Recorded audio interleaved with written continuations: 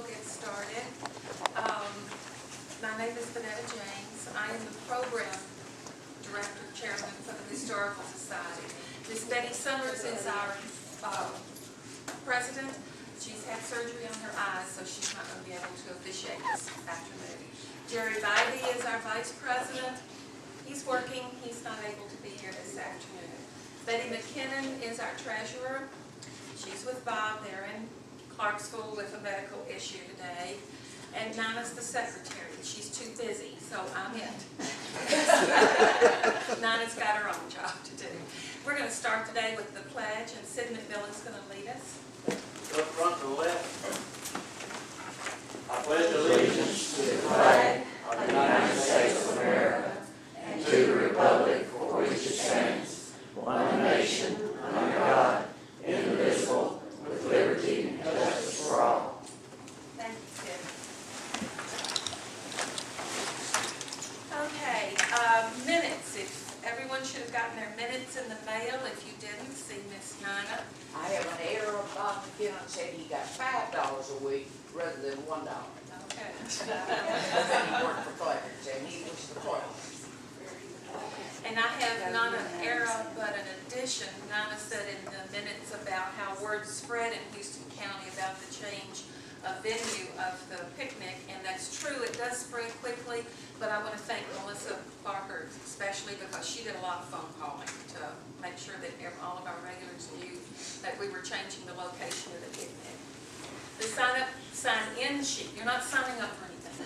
The sign-in sheet is going around, so please be sure to put your name down so that we'll have an accurate count of how many members and visitors we have. We don't have a treasurer's report. Like I said, Betty's not here today, so you can skip on to the next one. Our next meeting is in September, is on the 13th, second Tuesday. It'll be at Erin Methodist Church, and Ann Hagler will be giving the program on the Rauscher trial. It'll be at 2 o'clock in the afternoon. May I add to that? Yes. And didn't you say you want to add to the Baptist church because that's where all the commotion started, right? There are different words for promotion, but yes, that was the venue. Ann has a reason why we're meeting at the Methodist Church. Okay.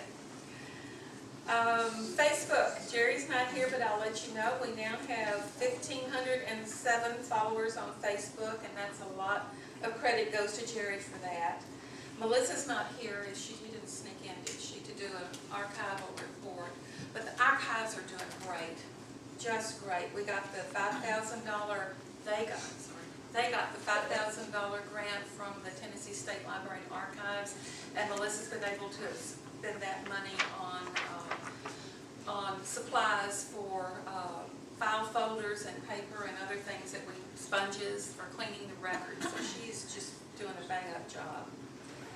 The Traditions Bank display. Yesterday morning, Susan Wilshire and I changed the display. It is now on Rachel Maddox. And Susan had a lot of items, and then Kay at the library gave us a lot of items to put in the display. So y'all go by and look at the display and spread the word. And Kay also told me that Daniel O'Donnell, who was here in February, he's the young man who wrote and is singing the song about Erin, that his concert is going to be on PBS this Saturday night at 7 o'clock. And there'll be, I think they shot footage. Who's Linda? Didn't they shoot footage of Erin when they were here? Yes, they did. Yeah, so that's this Saturday night at 7 That's his o'clock. first name. Daniel O'Donnell. And Deborah Stanfield had a couple of announcements. I attended the Dickson County Historical Society meeting last night, since my farm is kind of almost in Dickson County and Houston and everything else. They had a very nice meeting. They are doing the plat maps, or I think that's what they call it, of the Revolutionary War soldier plots in Tennessee. They've got 3 books. Well, actually, they've got 5 books out. I have them if you'd like to see them. The one that involves Houston County, I think, will be out about this time next year.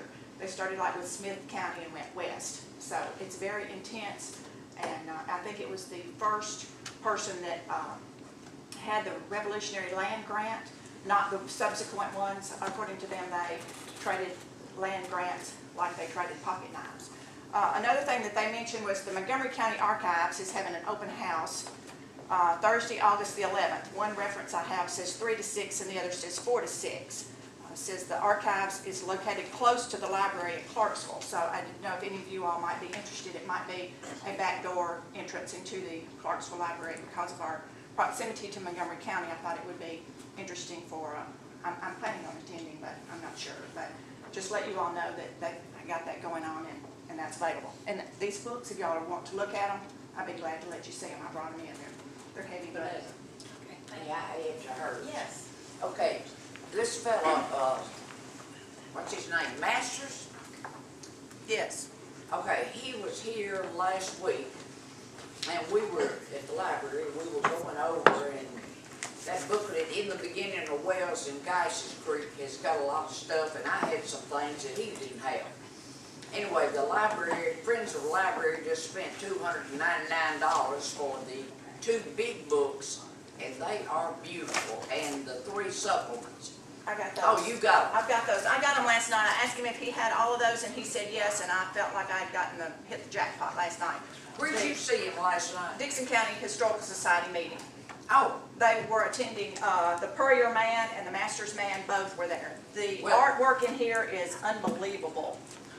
these are at the library, but they're very expensive and they're not to be checked out. So if you want to go check and see if some of your family had a North Carolina land grant, he's covering a lot of things, and I mean, I have a folder too if you need any information. I picked that up thinking I was going to order it, but he had go to the library genealogy room and use them. Okay, if you don't have time to see Deborah's books today, they're at the library.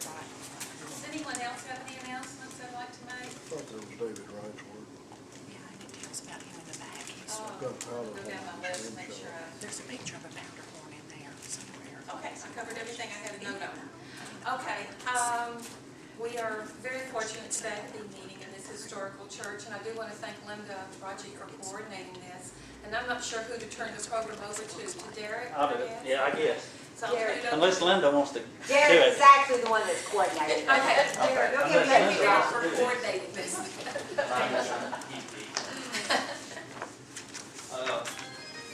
For anybody that doesn't know me, I'm Derek Fryer. I know most everybody here. So on behalf of the church, I want to welcome you. The first thing I want to show you is last November, we celebrated our 125th anniversary.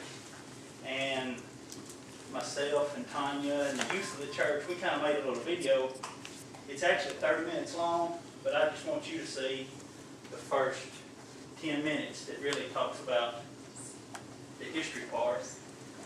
And then I can make this work. I just want you to watch about the first 10 minutes, and then I'll give you the rest of the history. This will be the history of the church, the 10-minute version.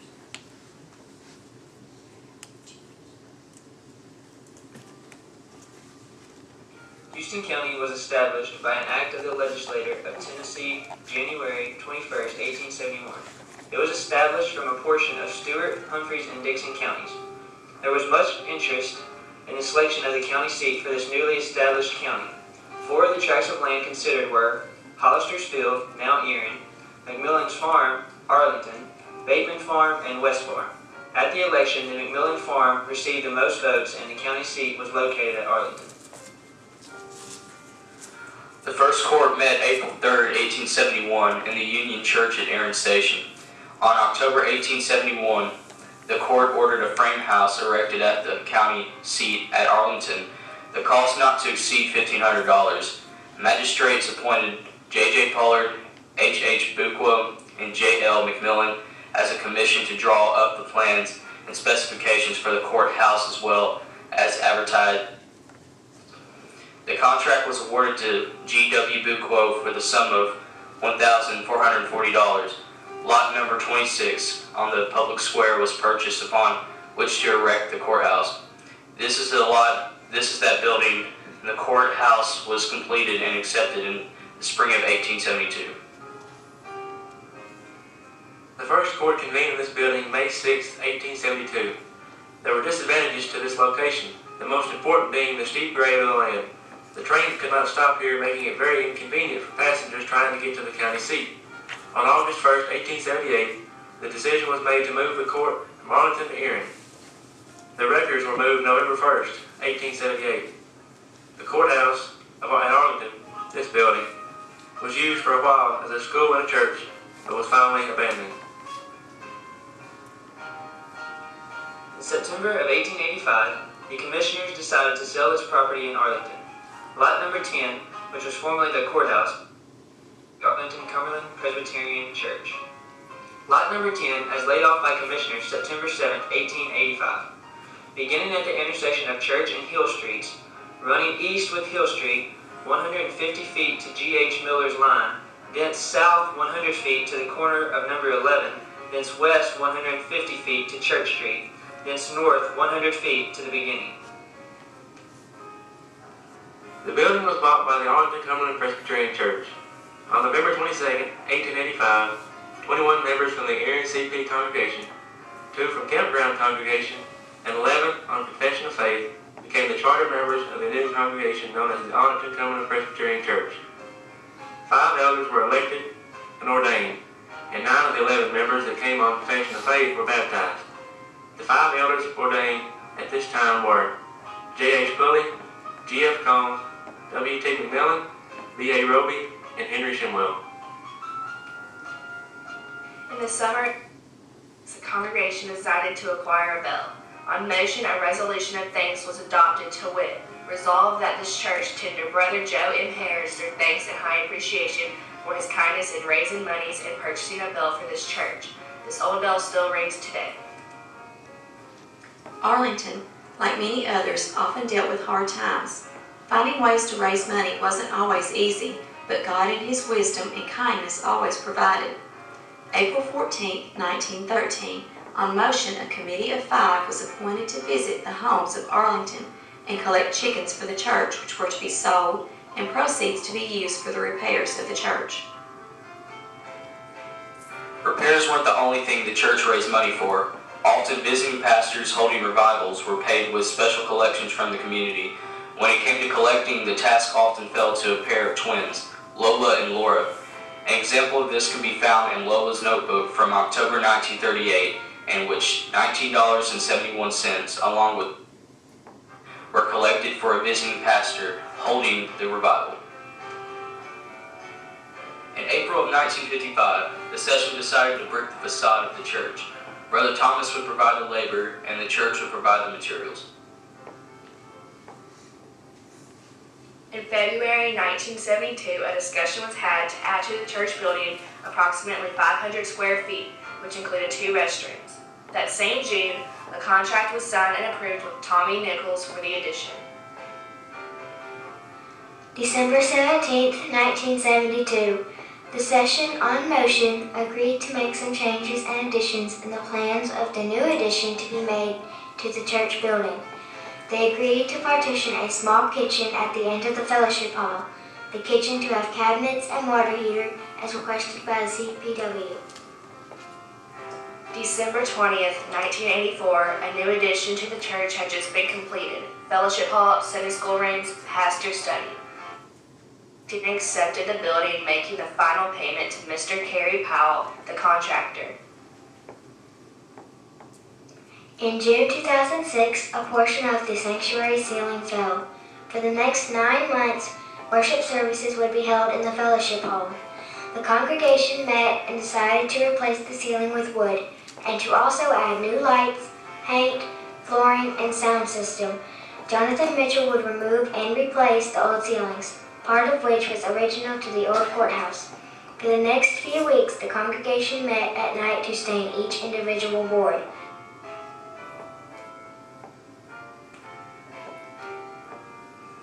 In the summer of 2010, the session decided to replace the old asphalt parking lot with concrete in preparation for homecoming. In late August, Jamie Everett had completed the new concrete parking lot.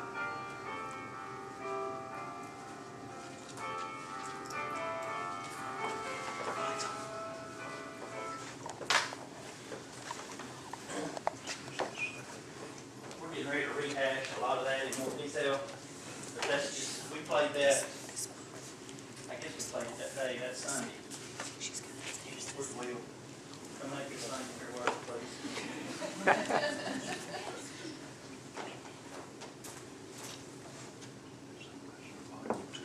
Because I have nothing to show you.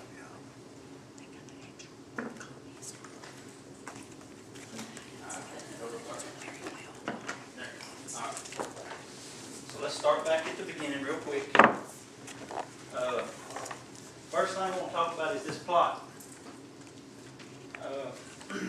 There's several stories to this plot. It started with looking for a deed to the church. We didn't have a copy, so we go to the tax assessor's office. Of course, we don't show up on the tax map. We don't pay taxes, so nobody knows where the deed are. We knew we had one. There was one on file. We just didn't know where. My granddaddy, Mr. Elder Knight, had this drawn out on a piece of notebook paper, but it made no sense to me whatsoever because it kept talking about Hill Street and Church Street.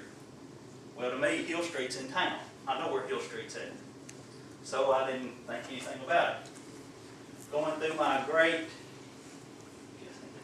aunt, you know, she kept all the records of the church and she kept everything.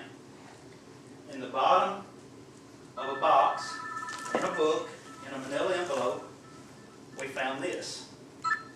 I thought it was a copy. Tanya found the original raised seal in the corner, and it is signed by J.I.J. Adams, Houston County Court Clerk, August the 27th of 1891. So then I quit touching it. And this was folded up in a, well, you can see where it's been folded for several years. Elizabeth Knight Adams. She was Aunt Lizzie to me, but you better not say that. She didn't like that. Anyway, when you get to reading, this is basically the day we paid it off in 1891. So from 1885 to 1891, I don't know if we owed the county or if we owed a bank. We owed somebody. But this is the day we actually filed it in our name. It was 1891. That was the day it was paid off. And if you read, it's kind of like a bunch of lawyer talk. It actually has the cause. But in here, it actually sends you to the plat of same being found in minute book number 2 of the county court clerk's office of Houston County, minute book number 2, page 426. So me and Miss Kay, for an hour and a half, we finally find book 2, page 426. This is what's in book 2, page 426. This is something I drew on a computer, but it's basically all 15 lots, and it has Church Street, Main Street, and Hill Street on them, and it gives a description then on the opposite page of each lot. That's where this came from, beginning at the intersection of Church and Hill Street. So apparently, what we call Roby Drive now was Hill Street, and what we call Knight Street was Church Street. So it's kind of ironic to me that a church wound up being on the corner of Church Street, even when it was still a courthouse. Now, I don't know what was on the other 14 lots, because this wasn't even shown. The courthouse, it never even mentioned the building being on this lot. It just gives the call of the property, the 100 by 150, and gives you the corners. And nothing, so I have no idea what the county had up here on this hill, other than this building. Do you know, Miss Nina? Okay, in one of those library booklets, this came from an article in the League Chronicle, and they were selling lots in Erin and Arlington the same day, and it's in one of those booklets, and it has who bought what lot in Erin and who bought what lot in Arlington. Arlington lot sold for about 3 times what the Erin lot sold for. But it's in one of them, and I can't tell you. Even after the county seat was moved? No. Oh, this was before. Oh, okay, before. But I mean, and I'm assuming, of course, I know where Hill Street and Church Street is now. If my measuring is right, these lots, which would be directly across the road, actually extend to the next street, what the post office sits on. So I'm assuming that's what they were calling Main Street. That's the way it is in that book. And these lots across the road here, if you measure them out originally, that actually goes down to about the railroad track. It actually stops on this side where that other little street is that parallels what used to be the railroad. So apparently they own from the top of this hill to the railroad down so far. But I could probably eventually dig it out, but I'm not a true historian. But I really don't know what these other 14 lots were all about. I do know apparently G.H. Miller's line was right back here behind the church. And don't let this road deceive you. This road actually stopped here at the back of the church until, where did Uncle Butch go? You know, 1960. sometime in the 60s. So really, Hill Street ran from basically the church to the bottom of the hill this way. So this was all the road even up to the 60s. But that's all I know about the original lot. Go on the next slide, Will. Of course, this is what it looks like today, and this may be hard to see, but we've expanded and we now own across the road, which is now the parking lot.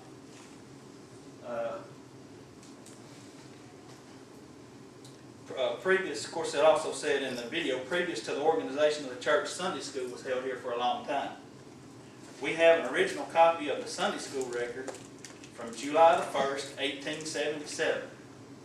This was given to my granddaddy, Mr. Elder Knight, by Miss Lois McMillan Allison.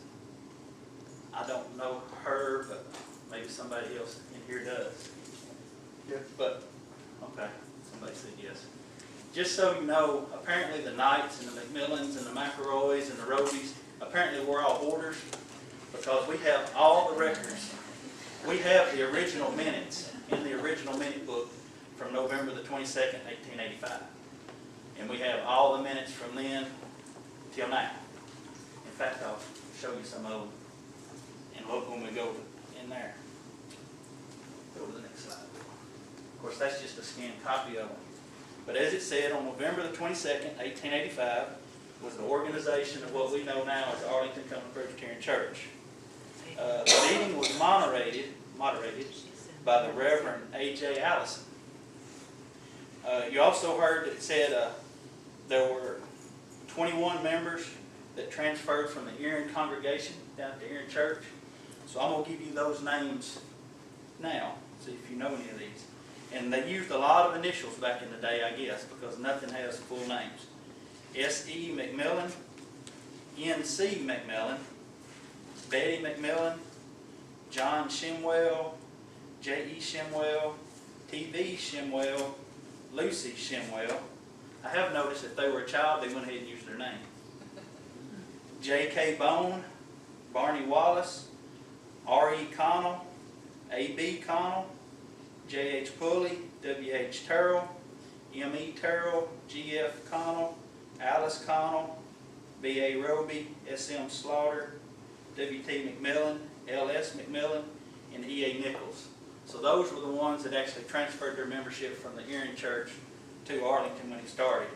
2 transferred, in the original minutes it says from Wells Creek congregation, which we know now is campground. So if you hear Wells Creek or campground, that's actually the same church. It did change names over time. And that was S.E. Knight and L.E. Knight.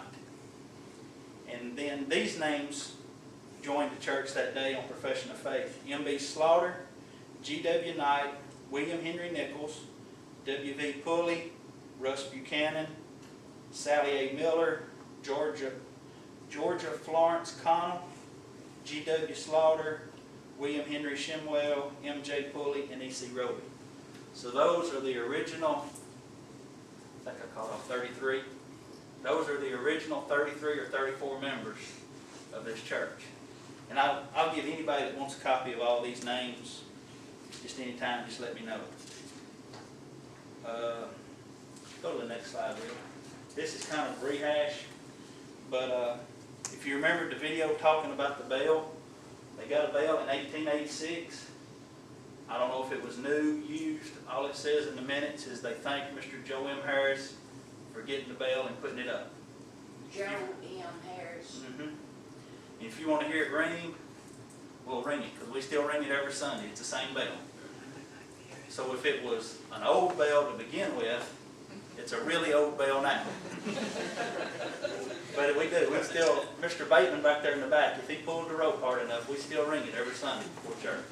So the bell still works, and it's still the same bell. At different times during its time, you heard it talk about being used for a schoolhouse. The first time I found in our church records was June the 5th, 1889. It says the session agreed to let the church be used for a school. This was the first time we found it recorded in our church minutes since Arlington was a church. I'm sure they used it for a school before that some too. Let me just keep moving up. I'm just going to keep moving on in dates, and eventually we'll get to the day. In March of 1902, the church was reorganized. The name didn't change, the denomination didn't change. I really don't know what changed. All I know is you had to tell an elder of the church between March and June that you wanted to remain on the church roll and still be a member. Best I can tell, that was all it amounted to. And it may have been something they didn't want anybody to know about. I don't know. It was reorganized in 1902. Go to the next one. I brought this back up, not just for church history, but for time of era history in 1913. We're talking about getting donations of chickens from the people in Arlington and then selling them and using the money, I'm sure, to fix the roof or fix something. First off, how many chickens could we find in Arlington today? And second, if we had them, what would we do with them? But this kind of tells me of the times. You know, everybody had chickens, so if you went around to each house and got one chicken, I don't know how many chickens you could get, donated, but I'm sure then they went back and sold. But I left this slide to bring this up again. It's kind of a piece of history for that era in 1913. I could imagine there was probably a lot of chickens between here and town. I imagine every little house probably had chickens. They probably had eggs and, they had dumplings just like we do today, except instead of going to Flagrants, they went out back. So chickens were very valuable still, even back then. Go to the next slide, Will. This is the oldest picture we have of the church. And the picture I made this copy off of, I forgot who, some member of my family has it. But it has 1922 on the back. So that's the oldest picture I have. It's 1922. You're basically standing back up towards a nursing home, just a little piece kind of looking back at us this way. This is the front door. The actual shape of the church, of course we've added on, but the original building, the bell tower even still looks basically the same in all the pictures, except for a new top's been put on it a couple of times. And that is somebody's, it's hard to tell in that picture, but that is a buggy with a horse tied to the tree. Right here. It's kind of a little tree. Now keep that little tree in mind, because the next picture we jump to, the tree is going to be a great big tree. But this is the oldest picture we get, and I don't know of anybody that's got a picture older than 1922. I know, was it Mr. Lovelady that has the book? Did he do I saw it at the library. We had Mr. Lovelady written on it. He had the same picture in his book, and he had it dated 1922. So that's the oldest picture we have, and if anybody's got one any older, I'd sure like to see it. I'd like to have a copy of it. Well, that picture is 89 years old, because that's when I was born. That's when you were born. Did you take this picture, Miss Betty? Do you know where Charles got a lot of those pictures? Miss Laura and Lola, when they... Well, see, that's probably where eventually we got the picture. Whoever, maybe stepping on some toes, but whoever was selling the last estate, this house, they took a whole mess of it to the dump. And Charles, somebody at the dump called him, and he went out there and got a lot of stuff. Well, I've got this picture. Somebody in my family got this picture. I don't remember who it was. That's where I got that one from. Back to more of the times. Around this same time, it says 1922. In the church minutes, it says in 1920, each member of the session was appointed janitor for one Sunday each month to make the fire and light the lamps. Well, see, to me, I find that interesting, because we walk in and turn on a light switch. I never would have thought about getting to church early and stoking the fire up and lighting all the lamps. In the 1930s, oh, Mr. Sid. You tell me that's your first picture of the church. That I have. That's the oldest picture I have. That's in 1922. Do you know or anyone else know earlier picture of the courthouse? I don't think there is a picture of the courthouse because everybody's been looking for one for years, hasn't it? I have no, I've never seen. That's why I say this is as far back as, this is as old as I've got, and I think as old as anybody's got this picture, 1922. We was talking about a while ago about the schoolhouse. In the 30s, I found in our minutes again where it said the session agreed to let the church be used for a school while Arlington Elementary was being tore down and rebuilt. It didn't say what I found. I think it was 1933, Ms. Nye. And I'm assuming that may have been the last, what we call the senior citizens building.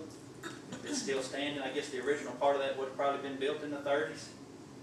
I don't know. But that's what it said, and I can tell you who the teachers were. This was in the church minutes also. The teachers at that time were Miss Olive McMillan and Miss Gertha Brooks.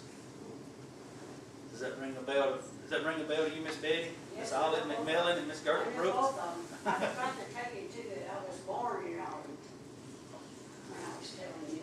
Where were you born? Just out of curiosity. The house is not here. Oh, okay. Not a house that I ever lived in or was born in or anything. It's still living, but the one in Tennessee Ridge. Okay. And if it was real cold or raining, this is a relative of mine, Cousin Gertha, there was, the hill engine would go to Tennessee, go to Stewart about the time that she walked from here up to Arlington, and she'd ride the hill engine. It's a hill engine? They'd let her off up here and he'd go on to Tennessee Ridge. What else did I find? Oh, also in the 30s, Mr. J.F. McElroy, he was at that time selling insurance with the National Life and Accident Insurance Company. And he was a personal friend of the president at that time, which was Mr. Craig.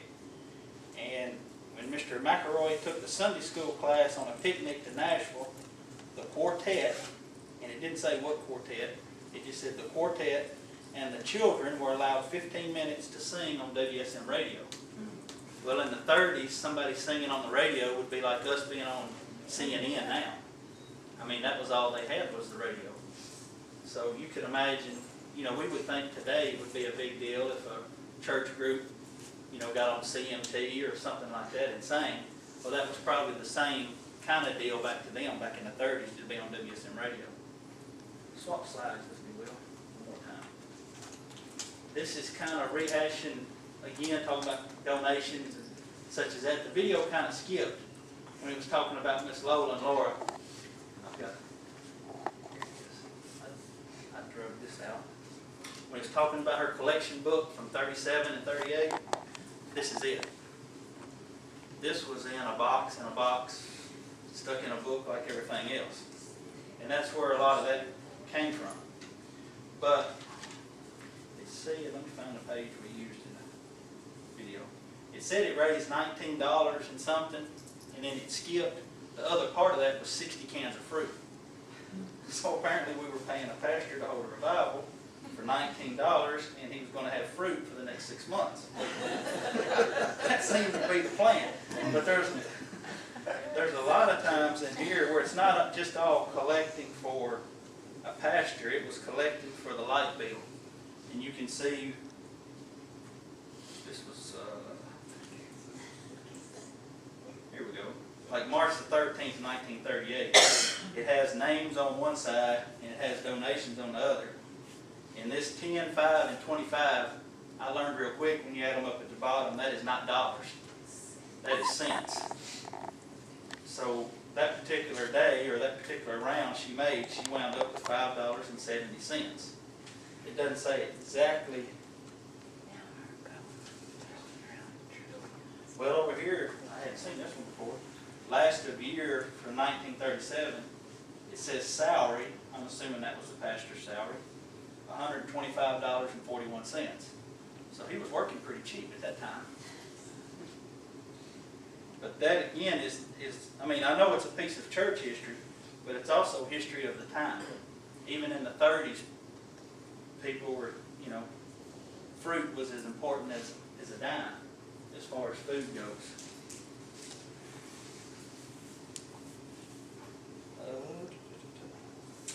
In April of 1949, I put this in because this man was an elder for a long time.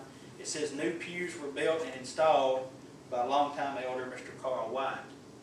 I think, don't we still have one of those? Is that the one downstairs? Would that have been one he built? That wasn't, was it? No, we sold them all to another church. Okay, all of the pews Mr. White built. But in 1949, he built new pews. Will, let me see the next picture. Not sure when this picture was taken exactly, but as you can see, there's still no big tree, and everything behind the church, which would have been back here, there's a fence and a great big field. So all that was still apparently a farm of some sort behind the church. I would think, I'm not a tree person, and it really doesn't get out far enough to see that tree, but this is probably not much later than 22, with the size of the tree and the way the land looks then and now.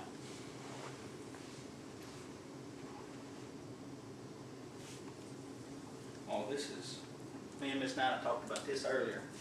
April the 26th, 1951. A building committee was appointed for a new roof and to straighten the building after storm damage. Go to the next picture, Will. This is a modern day picture. This is actually when it fell on us in 2006. It's kind of hard to see. Was that snow that caused it to cave in? This time in 06 or back then? No, in 51. No, it just said storm damage. What actually happened was, I believe it was wind. Uncle Butch has seen a picture, and I have too, and I wish I could have found it and put it up here today. The church building was actually leaning. It was being held up with poles. Now this is my engineering education here. I'm going to give you my opinion on something. It's not just now. If you look, the original ceiling to the courthouse was as high as the middle of this is now. And when we tore it apart in 06, the old part of the ceiling that was still there was on each side, out here where the parts come down. That are these big braces. I believe, the best I can tell, and from being up there, in 1951 when they straightened the church, these were put in more like braces to hold the church up straight.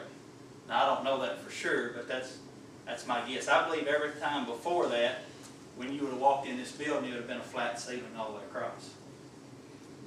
But it almost fell over in 1951. Or I'm assuming it probably fell over sometime right before 51, because this was in April. But, you know, it could have been just straight line winds, but there is a picture somewhere of big poles holding the church up. It almost fell over. Let's see, we'll go to the next one. Oh, yes. My mama would probably kill me because I showed a picture of the basement. But before we get to the basement, another little note in history here. On December the 14th, 1952, Mr. J.F. McElroy, after serving the church faithfully in many capacities, was elected superintendent. Oh, Miss Nina will know that she didn't teach me very well. Emeritus, is that how you say that, Miss Nina? Emeritus, forever? Yeah. Okay. Just a quick note of history there. Mr. J.F. McElroy, he was Sunday school superintendent, he was an elder, he was a fix-it man, he pretty much did a lot of things. Let me move a little bit further ahead. June the 28th, 1953, the basement was made into classrooms. So sometime right before 53, they hand dug, there's a basement under what we're sitting on. sometime right before 1953, they hand dug a basement under this building. And if you're 6'4" and walk down, you will understand that they stopped when they hit something pretty solid. Because it's about 6'3" in the basement.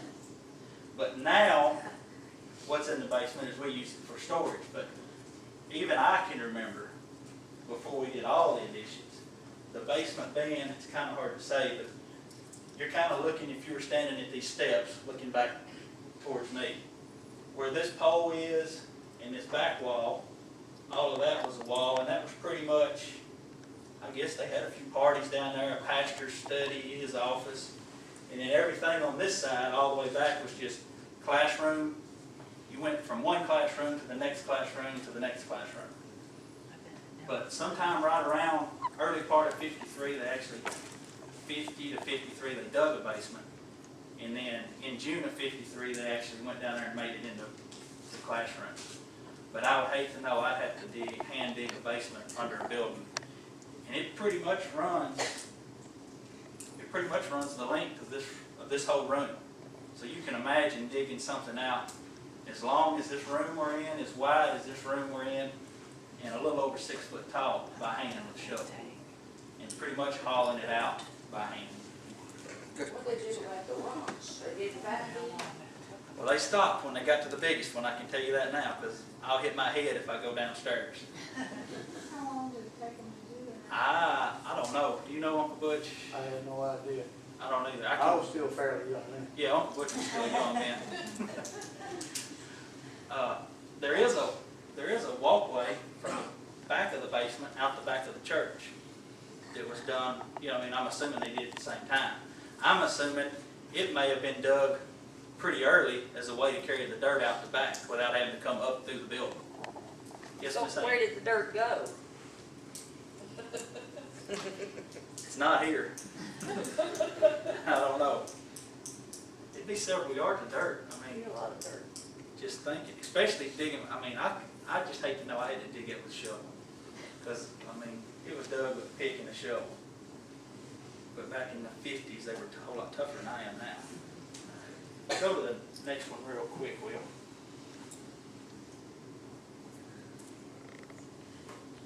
This is also from the early 50s. Also in 1953, the church bought a bus. Mr. Elmer Cathy, he not only painted the bus, and he drove the bus, he also furnished the gas for the bus for the first year that the church had. And I don't know if that's Mr. Elmer Cathy right there or not. Somebody, can you see Sid? I can't recognize it. Okay, I don't know if that's Mr. Elmer Cathy standing there or not. And I'm sure somebody knows who all these people are. I got this picture from Miss, Miss Jane Parchman, was Miss Jane Ross. She had this picture, and she let me scan it before we had our homecoming. But that was also in 53. Picture, Will. In 1954, we bricked the church. And you saw that on there where Brother Thomas provided all the labor and the church bought all the materials. Now back to my tree. There's a tree. Now I'm not sure this picture was from 54, but it couldn't have been long after 54. But now our tree all of a sudden is 30 foot tall. Also in that same year, I learned this just by when the ceiling fell and we took the little ceiling out in the foyer. This foyer was added about the time they bricked the church. So the first little entranceway you walked in, that was added about 1954 when they bricked the church. Now I can barely remember, and when we jump to the next slide, you'll know what year I was born in. I can barely remember the church being just this room, without anything, without the two fellowship halls as we call them now. Derek, you said Thomas, was that brother A.L. Thomas? Yes, that used to preach? Yes, sir, it was. Okay. And his house is where the beauty shop, where Tammy Dowdy is. That was where Brother Thomas lived. That was his home. And then, Now we're getting far enough up in history, people remember stuff. That's where he We're lives. getting further up the district The now. one that Bonnie Newberry painted blue. Right. Yes. Okay, that's where he lived.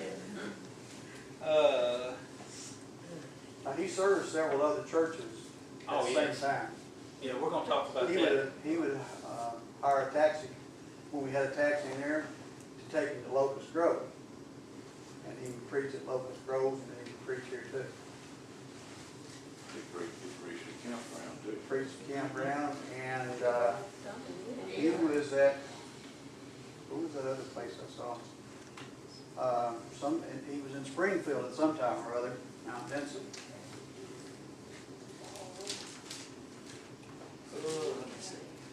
All right, we'll go to the next slide, please, real quick. Of course, this is a modern day picture, but in 1958, the best I can tell, that's when we got the stained glass windows. Does that sound right? That's what it said in the minutes. It just said 1958, we got these stained glass windows. We have to take real good care of them. Every time we build a door, like where that door is, it used to be a stained glass window.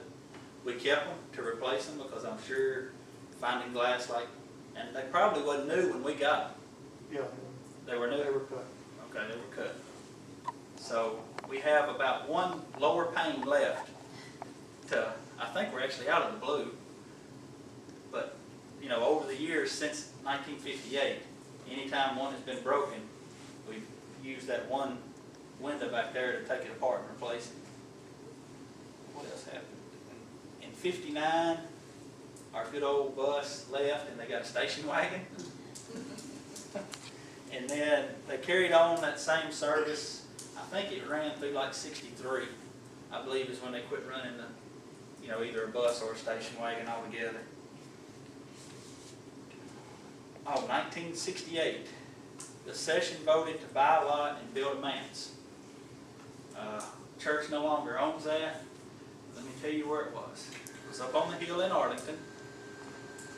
If you're going yonder way, it was on the left, white brick house. It was before you get to where Mr. Irely Osbrooks lives. Directly across the road from where Mr. Irely Osbrooks lives. There's a white brick house. That was the manse that the church built. If I read the deed right, it says that, of course, the session voted to buy a lot and build a manse. If I read the deed like Mr. Deck Gray donated that lot, so that's another big reason why it is where it is. Mr. Deck Gray was a longtime member of the church, and he actually just donated that lot to the church, and then the church built a manse on it. At that time, he lived right beside where we built, Yeah, in that brick house.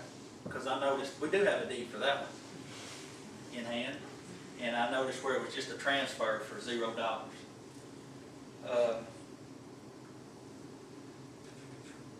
In March of 1970, the Reverend Roy Henderson was called to be pastor, and he will live in the new manse. So he was the first pastor to live in the new manse. But still, remember this is one thing I want to put in your mind because we're going to talk about it later.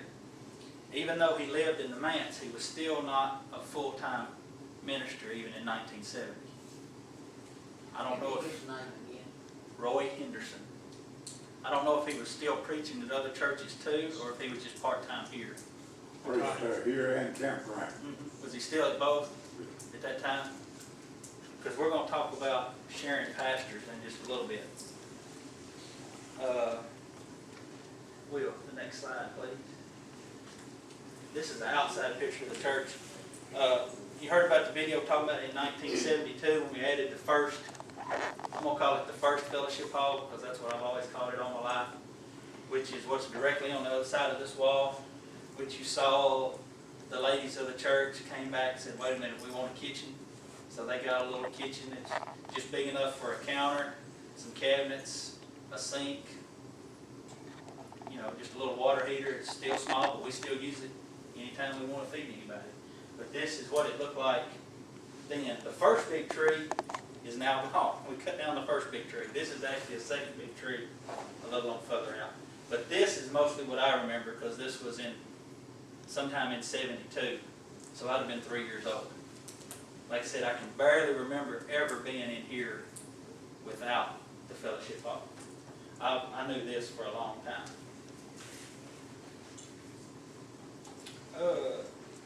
Go to the next one, Will. 1973, we finished the parking lot across the road. Of course, this was even taken after that. But this still shows there was a little store that sat directly across from the church. For years, my grandmother and granddaddy ran it, and then... Daddy built it. Yeah. My granddaddy built it. Mr. Roe Nichols was the last one to actually run it as a store up into the 60s, 70s, up into the 70s maybe, sometime in there. I guess the last true business was Mr. Shelton had Mr. Stanley Shelton had a TV repair place. And then eventually the church bought it and we expanded our parking lot. This was probably taken, let me see, I turned in a little Ford Ranger. I'm trying to figure out. This was taken probably in the early 80s right here. But when they talk about completed the parking lot, it would have been like from that end of the parking lot back to just the front edge of the church across the road, because the little store was still standing at that time. It sat pretty much directly across the road. And earlier when I was talking about up until the 60s, this street did not go all the way through. It actually dead-ended right here at the store and at the church. It was a dead-end street. Go to the next one, Will. In 1977, the session granted permission to the CPW to solicit funds for new pews and carpeting in the sanctuary. And then it goes on to say, in September, the CPW ordered all the new oak furniture for the second. So in 77, they got all new oak furniture. That's what you're sitting in now. CPW did that in 77. These are what I remember to be the old pews that were painted. So this was before 77 sometime. This is kind of what my earliest remembrances of the church were. They were kind of a cream colored paint, and occasionally a nail did work out if you wiggle too much. But that was in 77. We got the furniture that you're sitting in now. Go on one more. Okay, this is now back to the pastors. Until 1979, Arlington often shared a pastor with either, and I'm going to use the local churches. I know there were probably times a pastor went, out of town and preached for somebody else, but for the most, it was either with the Erin Church or the Wells Creek / Campground Church. And I'm talking, the first one I found for sure was like August the 31st, 1903. Arlington and Erin sessions in joint meeting called Brother George L. Johnson as pastor.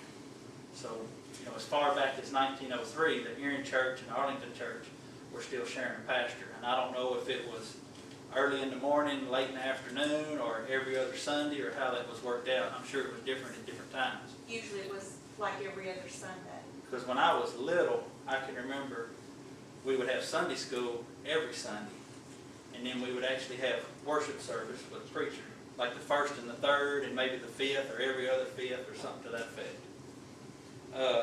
Again, in December 21st, 1906, this really took a lot to pull off to get 3 churches to agree. A joint meeting of Erin, Wells Creek, and Arlington sessions called Brother S.A. Sadler to preach until the Clarksville Presbyterian could meet later in March. So at that particular point in time, the Erin Church, the Wells Creek / Campground Church, and Arlington was all sharing a pastor for a short time there. May of 62, Arlington and Campground. So, Mr. Charlie, do you know exactly when Wells Creek became Campground? No, I know. All I know is it was sometime between 1906 and 1962. I know that's not much help, that's 60 years, but because in 62 it actually says Arlington and Campground, called Reverend E.C. Shepherd as pastor. Then in 65, Arlington and Campground called Reverend Roy Henderson as pastor. But beginning April the 1st of 1979, Arlington Church hired its first, quote, full-time pastor. And that was this man. It may be hard to see, but this is Reverend Von Fultz. So this was sometime around 1979, 1980. This picture was actually taken up here at, I don't know if that's Lola and Laura's or Miss Betty Sue's. I think it's Lola and Laura's. It looks awful close to the church. It could be Miss Betty Sue Douglas is up here. But it was actually, this is actually the church way back here in the background. But it was basically taken up here kind of across from the nursing home. But that was in 1979. Give me his name. Von Fultz, Fults. Z. Z. Z. Derek, that switch in names could have come about at a time when Clarksville Presbyterian was discharged. And everybody went come to under Nashville. Presbyterian. That would have been. I'm not sure. That'd been like in the 50s or 60s. No, it'd be later. No, it'd be later than that. See, I was just wondering, because like, what did I say a while ago? In 62, the church minutes actually call it campground. And then I think as far up as I got was like in the 40s, where it mentioned Wells Creek. So sometime maybe between the 40s and the 60s, it went from being Wells Creek to campground. I don't remember when Clarksville Presbyterian was dismissed and Nashville took over. I don't remember that. Next slide, Will, please. 1984, we built what I'm going to call the second fellowship hall, which you'll be able to tell because you're going to go, when you look on the back side or the inside of this room, you'll see a brick wall that's been painted. That was the original outside of the church. When you go to the next room, you can look back and see another brick wall. But so basically, this is the original building here. Then we added the first fellowship hall, and then we added this part, which basically has classrooms and a great big eating area. Has a pastor's office. That was done in '84. Up until '84, we were still using the basement. So the biggest part of my childhood, up almost through high school, we still had Sunday school class in the basement. So this is pretty much what it looks like today. We've added a sign or done a little bit of this and a little bit of that, but this is basically the shape of the building today. August the 7th, 1985, the session voted to present a plaque to Miss Lola Knight in appreciation for her long and faithful service as the church pianist. She was honored by the church by being named pianist emeritus. I'm going to get that word right. Yeah, that means forever. And I have no idea how long Miss Lola was the pianist here. As long as I could remember, at least through that date. Do you know, Mama? As long as you can remember? As long as I can remember. So it's been a long time. We know that. In October of that same year, 1985, the Arlington church celebrated its 100th birthday. So we had a 100th birthday celebration in 1985. And that's where a lot of these little things, like the chickens, that was already written down. Granddaddy had already gone through and found a lot of that stuff for me. So he did a lot of my work. Okay, we'll go to the next one. I'm going to go back to this. In 2006, in case y'all want to know, right where Miss Bale said, this is Miss Scotty Booker, Miss Wanda Fazell, and Miss Linda Bracci's seat. Right in here. This is exactly where the ceiling fell. And I'll let you figure out why the ceiling fell, where they sit. That is their seat. And that is where the ceiling fell. But it actually fell during the week. Before the ceiling fell, there was the original church ceiling, which we already talked about. It's wood. Then, of course, the shape it was in now, it had some white paper, cardboard-looking stuff. I mean, I've seen it in houses before. It looks like tiles, but it's actually some kind of paper product.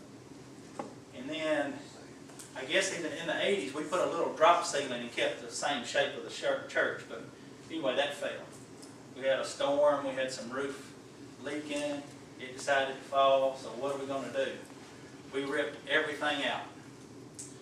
We still have part of the original wood ceiling. And in fact, Miss Kay French has part of it. We gave her a little piece down at the library. She still has part of the original wood ceiling, and we kept part of it. That was in 2006. Go to the next one, Will. And of course, you see what it looks like today. In the part of the video where it says we met for several weeks to stain each board, you cannot buy a tongue and groove ceiling that's pre-finished. It comes plain. And Jonathan Mitchell tore it all out and framed it back.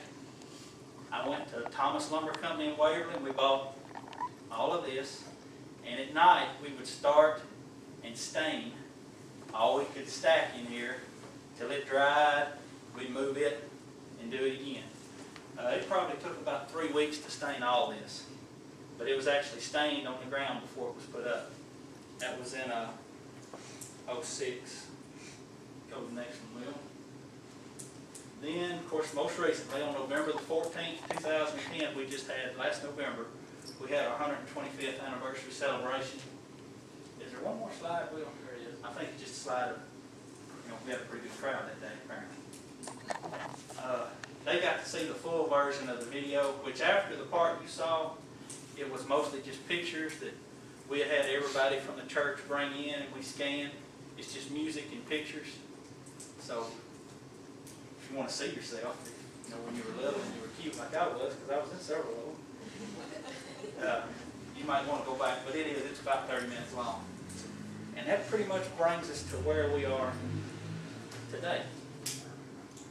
Is there anything I missed that you all know?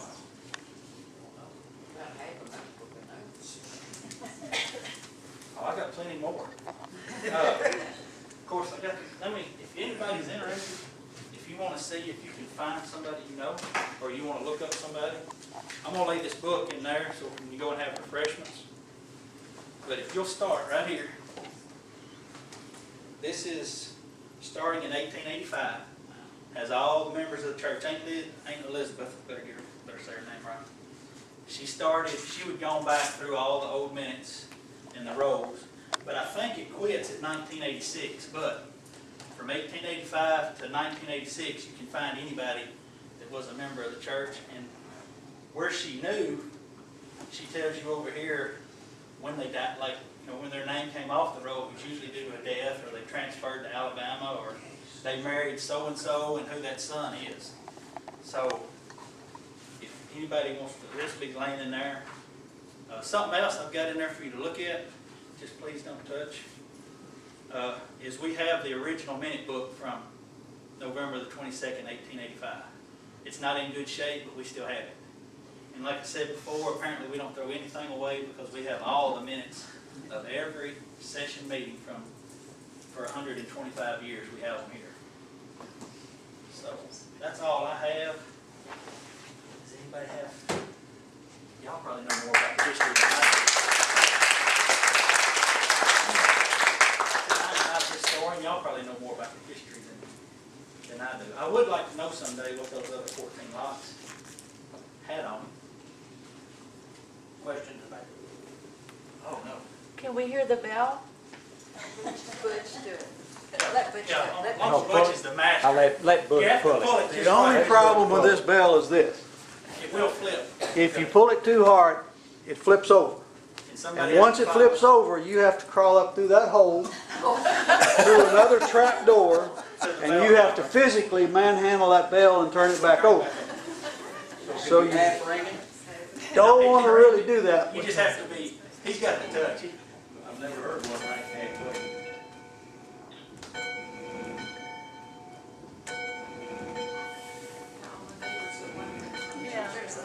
It's not Sunday, is it? Sunday's 11 when he brings it. There used to be a fire alarm in Tennessee Riggs. We have had people when Miss Susie Nance, who lived right across the road, she would come out and turn the heat on in the wintertime or the air conditioning on. And we had people calling her because she rang at about 9:30 and threatened her. Don't ring that bell, you woke me up. So she came back out and rang it again. We ring it every Sunday at 11. Thank you. Where is my sign in? Here? Notebook? Oh, okay. And Derek, is Will going to do us a commercial on our cookbook for sale? I've already sold a cookbook. We need to sell a lot of cookbooks. We'll have to do a commercial. My paper, I don't have mine. We have cookbooks for sale if anybody wants one. They're what, $12 a piece? They have recipes from over the years, people that you know, people that you might know you don't want to know, people that you may not know you can relate it to, anything from good eating cake to armadillo stew, or roadkill stew, armadillo got everything in that book. And it's good. Plus, the first part of it gives a brief history. Brief history of the church. Like Derek did. So there is a brief history in the front of the cookbook as well. If you wanna look, we They're have, laying back on the we table. have a few laying right here, if you just wanna open them up and look They at say it. their selling point is, it's in a 3-ring binder. So like if you have recipes at home that you want to add to, or you can just pop it open and do a 3-hole punch and you can add to them. Where'd you get it printed? Well, you know I didn't have nothing to do with cooking. What? Where were they printed on? Fund Craft. Fund Craft. Fund, F-U-N-D? F-U-N-D. Craft. In Tennessee. Somewhere in Tennessee.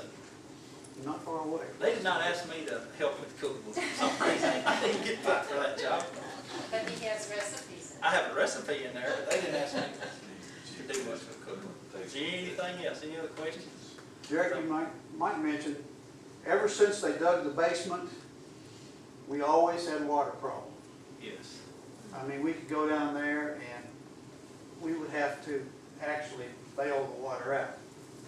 And we tilted the road, built it up so the water would go that way. That didn't help. Wasn't coming from the road. We dug a ditch so it would go that way. That didn't help. Finally got B&B, whatever it is, out of Nashville down here. They came in and looked around, and you would not believe that hard-packed ground down below there, up on top of this hill, the water was coming up through the floor. Up through the floor. We thought for years it was coming in like the side, like off the street, through the walls, but it was actually coming up through the floor. So they did some work, and it actually has a sump pump in one corner down there now. They dug a channel, cut part of the basement concrete out anyway. But yeah, I wouldn't have never thought water would be coming up through the ground on top of this hill. But it comes up through the floor. Yes, ma'am. Was Brother Thomas a preacher here at this church? Was he at the Cumberland Presbyterian Church in Erin? I'm sure he was at one time. I know that my mother and father-in-law got married at his house on Main Street, and I know that she went to the church in Erin, so I Well, was you know, like I was saying, we often shared pastors, especially here in Erin and campground. All, I mean, from pretty much beginning till end. Sometimes it's who's available too, because Yes. Mother and Daddy, of course, went here all his life, and they were married in the Methodist parsonage in here. So it's kind of who's available at the time. I was trying to think. My parents were married by that same Brother Thomas, Brother Tom. 1923, at his house. at his house near. I don't know if he was hired at New Hope, but he did preach. He did preach there too. So he was a busy man. But I didn't know he lived in town. Yeah, he lived there on Main Street. Anybody? Which town? Yes, ma'am. Next door to Dr. Avery. Yeah, next door to Dr. Avery's. I bet he did. I'm sure he did. You didn't know he lived in which That's town? a cut of your house, the two old bachelors. I didn't know where he lived down there. I didn't know that house. Brother Thomas over there, Yeah. from the time I before. knew members in that house. We were Informed us the there's several towns children, nearby. these two old bachelors walked down in the house. Has anybody got Old hotel and eat. a map And they of walked. quote Arlington back And they went down this to time dinner, they had on that black actually suits shows and a black Hill hat. Street? See, the only reason I found Hill Street, Church Street, was because it was in They had an the umbrella call. on their arm and they walked us. Ms. Nina may correct me, but in some of the Historical Society publications, the history books, the picture, the one we call the pictorial history book, there are some sketches of the layout of Arlington. Especially the limekiln works of how the people that worked at that facility, where different ones lived. And I know I have seen that in some of their publications. I don't know just exactly which one. I was just looking for something that actually had Hill Street and Church Street being here. Well, that You know, may be on part the of road. the sketch, Okay. but, Because if I read their sketch right, which the map works, Main Street is what now runs by the post office, goes to the top of the hill. Church Street, but it wasn't. Wasn't the church here? I don't know. See, when me and Miss, of course I told you I had that picture that Granddaddy had sketched out on a piece of notebook paper. Well, when I saw Hill Street, I thought, well, that's downtown. Never thought anything about it. And then one day, me and Miss Kay ran around down in the library for 2 hours. And we actually found this the first time, the picture, but it had Church Street and Hill Street. Well, she was like me. She said, Hill Street's in town. But when you actually sit down and read the calls on describing all 15 lots, of course, the one that describes our lot uses Church Street, Hill Street, and it actually is penciled in this way. And then G.H. Miller must have owned everything from the back of this church for however far. All the way up Midgate Drive. Because he owned everything behind us, belonged to everything had Mr. G.H. Miller's line on all these lots. another thing about the layout of the lots is if you go up these streets here in Arlington, if you notice what's left of the rock walls and all, and that is all part of the limestone that came off these blocks, and it was placed there per lot. Right. Is the boundary thing. Some of those still exist, and a lot of those places up and down there. You'll see, if I do my math right, which, you know, trying to find, of course, I really don't know where the corner of our lot is. I'm just assuming Mr. C's wall is pretty close over here, you know, but if you come off of that, lot 10 is what the church is on. Lot 11 is actually the vacant lot between us and where Miss Reeves used to live, next door. She would be lot 12, and then that lines up with that alley that goes through, you know, that way. And then, of course, these 3 lots would be right across the road. And then lot 1 through 4 would be even across the road from that. Of course, these lots all make, if you do the math on these lots, they pretty much run from the back of the church to the bottom of the little hill right here. But I pulled a tape measure here. I want to see how far, if you use the call that they gave you in the minute book, it pretty much makes it to the street at the bottom of the hill that parallels the railroad. Which would have made sense to me if I'm going to put a courthouse up on this hill. I might want to own the property between here and the railroad where people are going to get off. But I don't know what was on any of those other. Like I said, this, even back then, all it gave was the description of the lot. It didn't say it had a building on it. You know, we just know that it had a building on it. So there could have been a building on every other lot, or some of the lots could have and some of them could not have.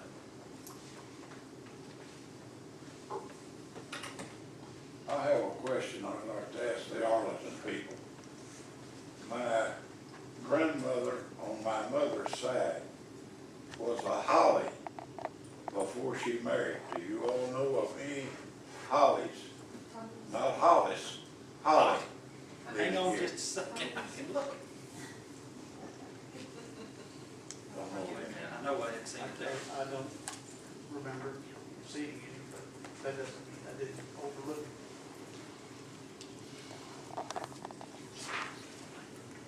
Well, thank you, Derek. Yes, ma'am. Appreciate that very much, and we are dismissed for. Yeah, there's refreshments. We start walking. Skip the go to the new